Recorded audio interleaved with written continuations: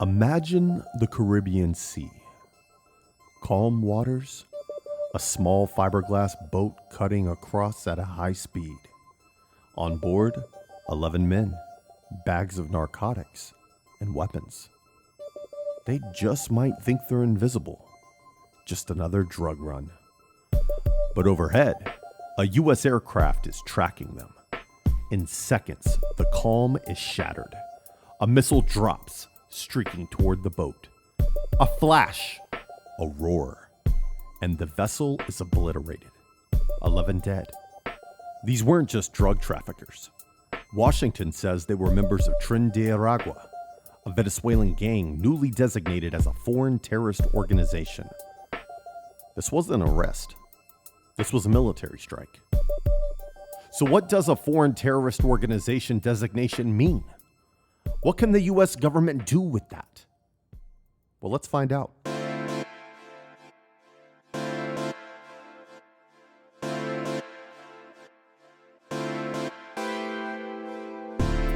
Hey everybody, welcome to Midweek Sitrep, your bi-weekly briefing on what's happening in the world of national security.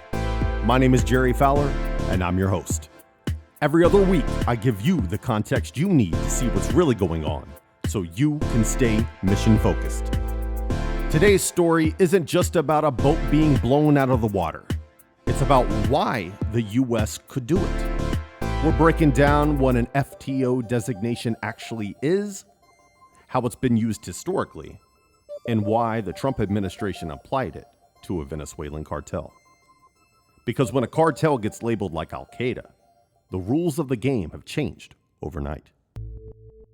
What is an FTO?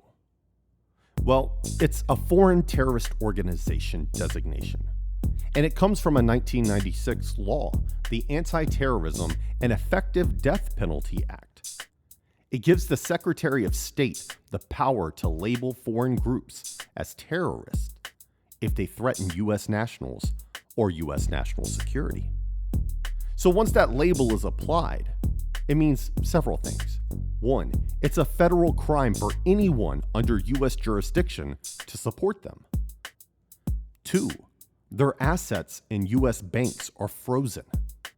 And three, their members can be barred from entry or deported from the United States.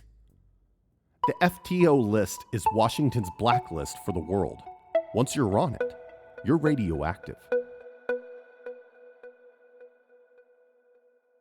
Traditionally, this authority has been used for groups like Al-Qaeda, ISIS, Hezbollah in Lebanon, the FARC insurgency in Colombia.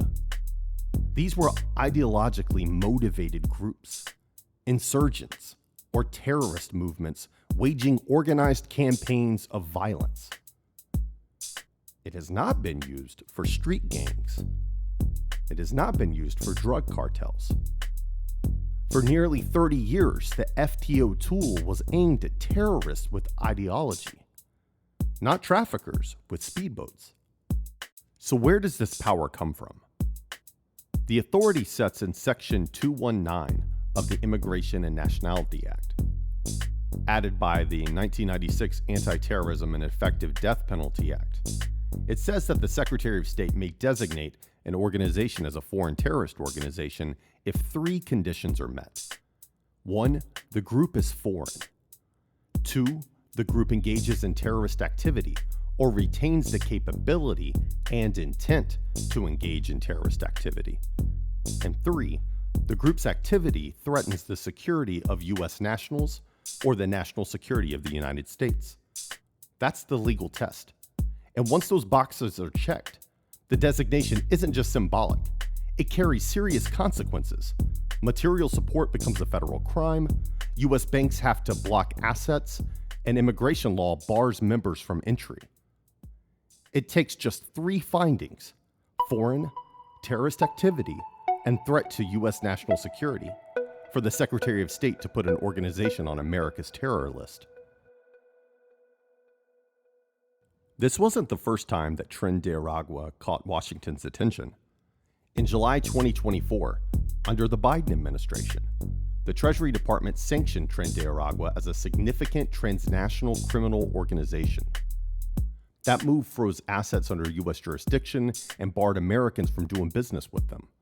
Treasury officials said that the group was involved in human smuggling, gender-based violence, money laundering, and drug trafficking. Brian Nelson, the Treasury's top sanctions official, explained the rationale. Quote, "We will deploy all tools and authorities against organizations like Tren de Aragua that prey on vulnerable populations to generate revenue, engage in a range of criminal activities across borders, and abuse the U.S. financial system." Then came January 2025. President Trump signed an executive order extending terrorism powers directly to cartels and transnational criminal groups. The executive order declared that such organizations pose an unusual and extraordinary threat to the national security, foreign policy, and economy of the United States. It directed the Secretary of State, working with Treasury and Justice, to designate them as foreign terrorist organizations or specially designated global terrorists. The stated purpose: to dismantle the infrastructure of violent cartels and cut off their access to global finance and safe havens. Finally, on February 20th, 2025, the State Department formally designated Tren de Aragua as both a foreign terrorist organization and a specially designated global terrorist. That listing was published on the Federal Register, putting the Venezuelan gang in the same legal category as Al-Qaeda or ISIS. Now that timeline set the stage. By the time of the September strike, Washington had both the statutory authority from the 1996 law and the expanded powers from the executive order. The executive order made it clear: in the eyes of Washington, cartels aren't just criminals anymore. They're national security threats. And Biden's team put Tren de Aragua on the sanctions list. Trump's team took it further, moving them onto the terror list, and then taking the shot. Let's talk about that shot. On September 2nd, U.S. forces struck a small vessel in the southern Caribbean. The Pentagon said it was positively identified as a Tren de Aragua narcotics boat. President Trump put it bluntly: "We literally shot out a boat. 11 Tren de Aragua narco-terrorists. Beware." Defense Secretary Pete Hegseth followed: "It won't stop with just this strike. Anyone trafficking under this banner will face the same fate." Now U.S. forces have tangled with drug traffickers before. The Coast Guard has chased go-fast boats, fired warning shots, even sunk vessels that opened fire. But this was different. No boarding, no arrests, no warning shots, just a missile.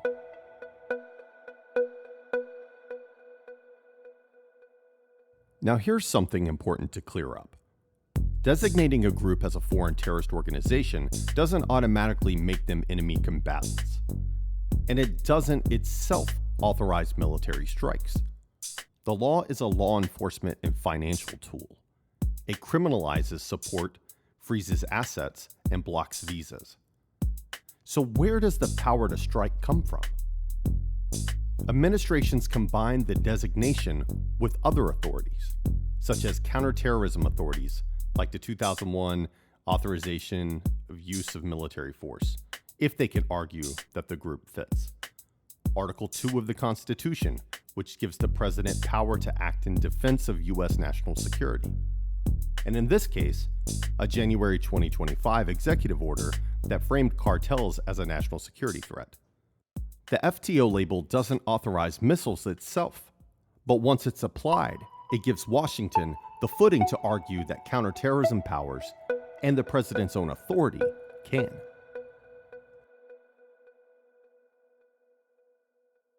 So why do you think Tren de Aragua was designated? Why did Washington make that call? Well, officials laid out several reasons. The first, the scope of criminal activity. Tren de Aragua is described as more than a gang. It's a network tied to drug trafficking, human smuggling, extortion, and even forced sexual exploitation. 2, its regional reach. What started in Venezuelan prisons has spread across Latin America, exploiting migration routes and touching communities as far north as the U.S. border. 3. National security framing. In January 2025, the administration issued an executive order marking cartels eligible for FTO designation. Secretary of State Marco Rubio explained, "It's no longer a law enforcement issue. It becomes a national security issue." 4. Targeting leadership. Treasury also sanctioned its leaders, labeling them specially designated global terrorists. And 5. The stated purpose. The administration framed the campaign as one to dismantle Tren de Aragua and disrupt their campaign of violence across the region. Washington's argument was simple. This isn't just a gang anymore. It's a transnational threat.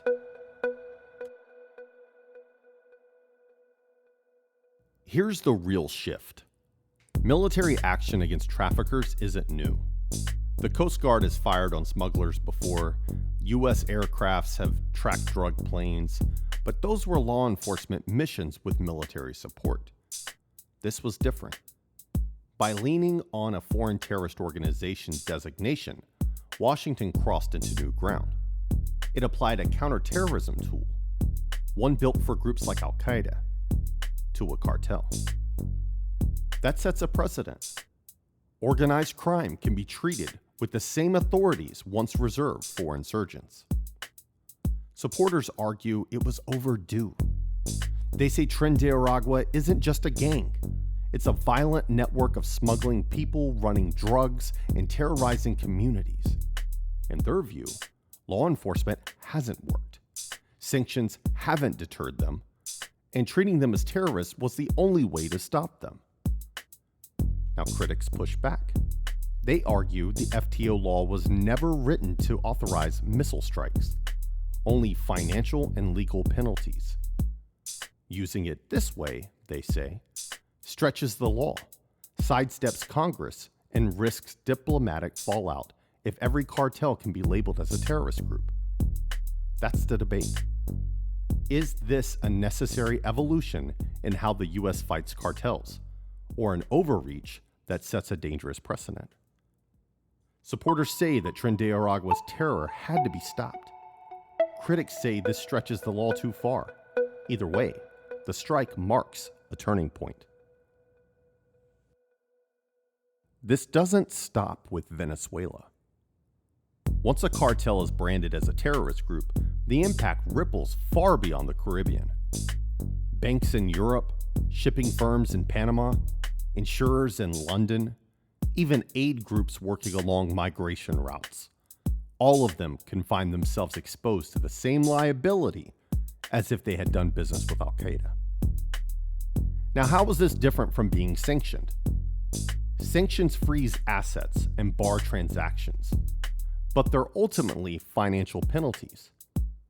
A foreign terrorist organization designation goes further. It makes even providing support a federal crime. That means a bank handling a transaction, a logistics company moving a shipment, or even a charity unknowingly channeling resources can face terrorism charges, not just regulatory fines. That shift pulls the fight from local crime into global compliance. It forces diplomats, financial regulators, and international partners to engage. It means humanitarian and development organizations must navigate the same restrictions that surround groups like Hezbollah or Al-Shabaab. This is how a gang that started in a Venezuelan prison yard ends up on the same legal footing as America's most dangerous terrorist adversaries. Sanctions freeze your money. An FTO label makes touching you a crime. That's the difference. And it turns a cartel into a global problem. So what does a blown-up boat in the Caribbean really tell us? It shows the U.S. is applying its most powerful counterterrorism authorities in a new way. It shows the boundary between counterterrorism and counternarcotics is shifting. And it shows that America's legal tools, sanctions, designations, authorities aren't just paperwork. They can become weapons in the night. And that's the bigger point. This strike wasn't just about one boat in the Caribbean. It was about how the U.S. defines its enemies and which tools it's willing to use. By designating a cartel as a terrorist group, the Trump administration showed it's willing to stretch old authorities in new ways to get results. We've seen this playbook before. Tariffs used as a national security tool, investment reviews reshaped into national security screen, and now FTO designations applied to cartels. Different issues, same theme. Everything is national security. It's a reminder that in today's world, the boundaries are blurring. Law enforcement, trade, finance, counterterrorism, they all sit on the same chessboard, and Washington is willing to move the pieces in ways that surprise allies, critics, and adversaries alike. From tariffs to terrorism designations, the Trump administration has one message. If it touches America's security, it's fair game. That's it for today's Midweek Sitrep. If this episode got you thinking, don't let the conversation stop here. Head over to the Insider Brief on Substack and subscribe. It's where we dig deeper, answer your questions, and preview what's next. We're also on YouTube, where you'll find short clips, interviews, and bonus content. Make sure to subscribe there if you haven't already. And if you want to support the show, go to everythingisnationalsecurity.com and check out our merch. Every shirt and hat helps keep Midweek Sitrep independent and growing. Subscribe, share, and stay sharp. I'm Jerry Fowler, and remember, everything is national security. See you next time. Midweek Sitrep with Jerry Fowler is an independent production of OpScent Media Group, LLC.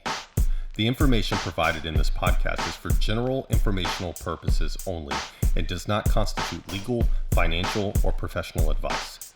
Listeners should consult with a qualified professional before making any decisions based upon the content discussed. The views and opinions expressed in this podcast are solely those of the host, Jerry Fowler, and any guest, and do not reflect the official policy, position, or endorsement of any current or former employer, client, government agency, military organization, educational institution, or any other entity for which the host, Jerry Fowler, may be affiliated. Mention of a company, product, or service does not constitute an endorsement or recommendation. Any references are provided for informational purposes only. This podcast does not disclose any classified, proprietary, or confidential information. All discussions are based upon publicly available information and personal expertise. Everything's national security. OpScent Media Group, LLC.